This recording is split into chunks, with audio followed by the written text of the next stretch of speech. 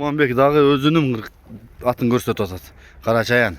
Калган маалыматты угуп туруңуздар, азыр беребиз.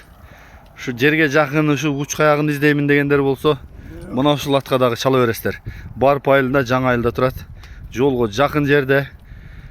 Курманбек иним, келиним эми бул кара атыңдын маалыматын берели. Bunun malumat boyunca koç taraftan alıp geldik. Aha. Koç taraftan geldi, yaş ekasıydı. Aha. Жазғы ekasıydı, bunacı ekasıydı.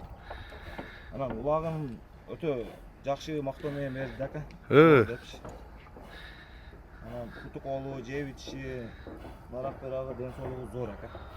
Şu boyu 1.55 çıkı ataka, 55 var aka. Üstüleri ya makam kattık ataka. Жақсы кene. Çavuk koşa biliyorum makam. Баасы канча? Baсын aka 270 bin. 270 миң сом. Жақсы кен. Мынау маңдайынан Денесі таза. чөшүк кара экен да, чым сулуу ат экен да. Арт жактары. Чуркайт деди. Turkayt aka zor, öte kuş. Азулары. Арт жагы кичине тепселенген экен улактан бу. Çavuk жүргөнүн аты экен.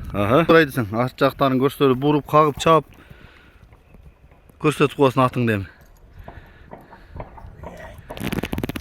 Башын, мойнун көтөргөндөрүн, кыймыл аракетин, бурулганын баарын байкасаңыздар, келип чаап көрүп алгыла дейт. Азыр эми айылдарда улак көп, өзүнө жараша ар кандай улакка чаап көрүп сүйлөшсөңөр болот экен.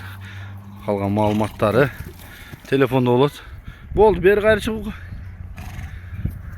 Номерду кандай дедиң? +996 551 16 16 82 номуруна. WhatsApp прямойуң бар?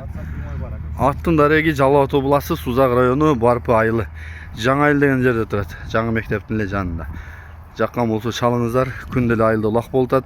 Улакка келип, өзүнө жараша улактарга салып көрүп, келишип акча эсептеп алсаңыздар болот экен. Аттын сыны Ашым Кычымын маалыматын сиздерге мына ээсинен дагы алып бердим, көрсөтүп бердим.